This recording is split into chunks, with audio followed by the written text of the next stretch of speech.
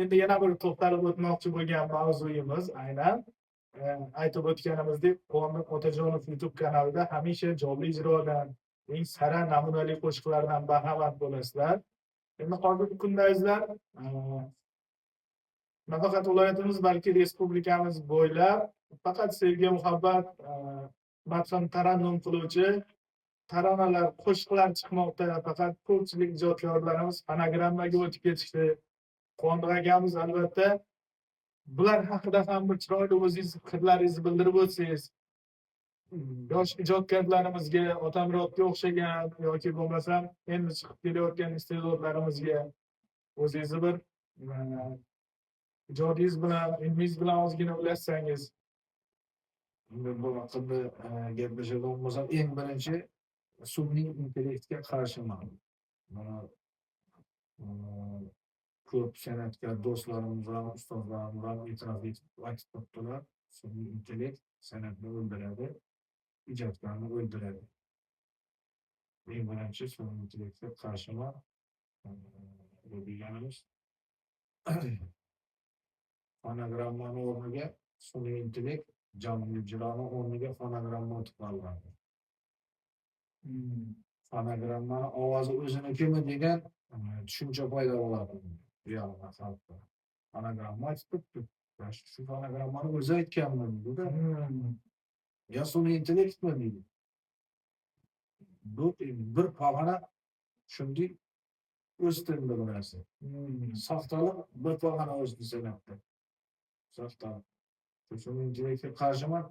Endi kerak joyda foydalanish kerak bu joydan. Lekin sun'iy intellekt kerak joyi bor. Endi to'g'ri foydalanish kerak bu narsadan-da. 100% emas. To'g'ri. Masalan, shunday shart bormi qoladi? Shart emas. Telefon qilasan studiyaga. Mana falon qo'shiqni tashlab yuborsan, Telegramdan keladi qo'shiq. Seni ovozingda ijro qilingan qo'shiq keladi. Seni xabaring yo'q bo'lmaydi. Buning uchun bir narsani qattiq tanqid ostiga olishlarini so'rayman. 2009-yilda qaysidir konsertda eshitgandim. Hozir deydi, qo'shiq aytish shart emas, 4 ta harfni yodlasangiz bo'ldi. A, B, V, G desangiz, endi kim aytganingiz qiziqarli deb aytishyapti-da uni ham. O'zim aytdim. Adashmasam Avazoqimni aytgandilar. Studio oldingi konsertlarga aytgandi. Bashorat etgan ekanda shunday. Shu bashorat degan ekanlar-da ular ham. Mana hozir aynan shu kunlarga yetib keldi. Sun'iy intellektni shu vaqt sezganda. O'zaka shu vaqt sezgan sun'iy intellektni o'zini ham aytqoladi. Bitta rasm bejam skrinindan ishlab qo'yadi. Hozir toshni shu narsa bo'lib ketdi. Hayotda uning shu narsa bo'lib ketdi. Hozir faqatgina 4 ovoz gapni aytasiz yoki alifbodan 4 ta harfni qo'ysangiz, media sohasini uncha tushunmayman. Audio sohasida shu fikrimda qolaman. Qarshiman sun'iy intellektga. Albatta azizlar, ko'plab bu yurtdoshlarimizga ham bog'liq narsa-da nazarimda. Faqat jonli ijroga o'tishini san'atkordan talab qilsangizlar, sizlar ham to'ylarda bo'lsin, boshqa joyda bo'lsin, albatta ko'pchilik san'atkorlarimizni hammani qo'lidan keladi. Uni qaraganda bemalol tor bilan ota-bobolarimiz aytgan qo'shiqlari bo'lsin yoki o'zini ijod namunalari bo'lsin, hammasini chiroyli qilib xalqqa havola qila oladi. Lekin bu ham bir dangazalikni an'uzimi deymizda. Dangazalikni bir timsolimi deymizda. Sun'iy intellekt bo'lib ketganda. Hozir Xorazm viloyatimizdagi 99% to'ylarda ovqat dasturxonga qo'yilgunicha jonli ijroda sostav bilan san'atkorlarimiz qo'shiq aytib turishadi. Undan keyin o'sha o'yin davrida o'sha sun'iy intellekt boshlanib ketadi. Bir ustozimiz aytgan va yashumalar eshitmoqdalar. Bir ikki narsa aytgandan to'xtab ketib qo'yadi. Jetamiz desa eshitdim eshittirib atting. Eshittirib olsam eshitadi degan o'y bor ham sekinlardan shug'ullanish kerak, tanqidga qadam narsalarni topish kerak, ijod qilish kerak. Eshitadi xalq, eshitmay qolmaydi. Shu organizmga shu ozuqa kerak. Shu ozuqani topib, shu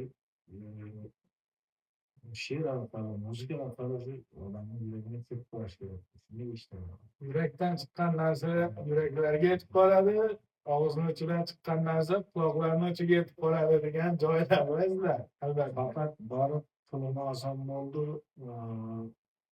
ro'zg'orimni terib bo'ldi emas. Shuga borib odamlarning yodida qolish kerak, odamlarga zo'r ruhiy bir madaniy ta'sir o'tkazib berish kerak san'atga. Maqsadi shu bo'lishi kerak. O'rnini, o'zini yo'lini, o'zini yo'nalishini bildirib ketish kerak-da. Albatta Otamurod ukamiz ham aynan shunday yetuk ustozlarimizdek Shoboz xonanda jonli ijroni tarafi bo'ladi degan umiddamiz. Tor bilan chiqib hamma joyda qanaqa sahna bo'lishidan qat'iy nazar hayajonlanmasdan ustozlarimizning qo'shiqlari bo'lsin yoki o'zining ijod namunalari bo'lsin bemalol aytib xalqimizning olqishiga, e'tirofiga yana bir bor sazovor bo'ladi degan umiddamiz. Bundan ham katta yutuqlar tilab qolamiz. Endi bu yog'iga to'xtash yo'q. Faqat izlanish, o'qish, o'rganish, faqatgina olg'a intilamiz. Shu Qonur akamni ham Xudo xolasa faqat o'zlari chiqaravermasdan senga ham biror nima qo'shiqlarni bersalar, ularni ham faqat chin yurakdan siqilib, nima deyotganingizni o'zingiz tushunib, kuylasangizgina xalqimizning e'tiboriga, yuraklariga yetib boradi. To'g'rimi? Ijodda nima gaplar bu yog'iga? Qanday ijodlar qilamiz endi? Endi bahosi ijodni endi boshlaylik to'xtash yo'q, bahosi ustozlarni qo'shig'i bilan birgalikda o'zim ijodimni hamma bilan qilmoqchiman. Qonur aka, shogirdga beradigan qo'shiqlar bormi? Prezidentimizni ishonchlarini oqlashim kerak edi bu yoqda, Xudo xolasa. Senga shuncha ishonch bilan Xorazmdan nima kelibdi? Endi Xorazmga peshkom ketsa bo'lmaydi, bitta mashina bilan ketadi degan joylari bor. Shunga munosib bo'lib ijodlarini davom qildirib, yaxshi xalqimizga yaqinroq bo'lib, shu vatanimizga xizmat qiladigan bir chiroyli qo'shiqlar bilan ijod qilishni ko'ramiz. Bu ham bir yigit kishiga Alloh taolo tomonidan berilgan bir yuksak e'tirofdir. Omad. Omad. O'sha kuni birinchi intervyuni olishga borgan paytim bir suhbatlashib o'tirdik. Zadog'a deydi, Shorasmi deydi, samolyotda kelayotganimda podpisligim 150 davada Instagramda shunday edi deydi. Prosmotrlarim ham 150 dan o'tmay o'tirdi deydi. Bitta Xudoydan bitta nazari tushgan, mana prosmotrlari ham Instagramda yaxshigina ko'payib ketdi.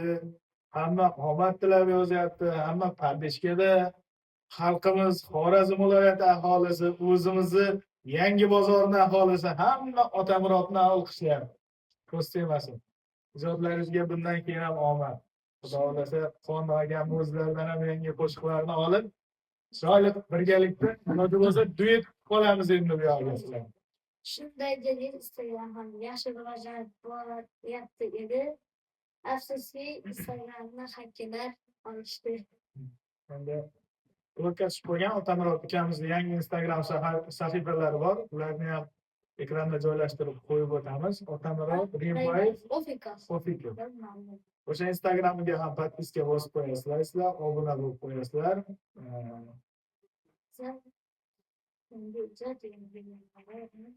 Gaplashamiz desak, bu gap to'xtamaydi bu.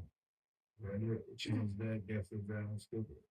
Xudo xolasa unga ko'rsatuvlarimiz bilan qasam bu gap.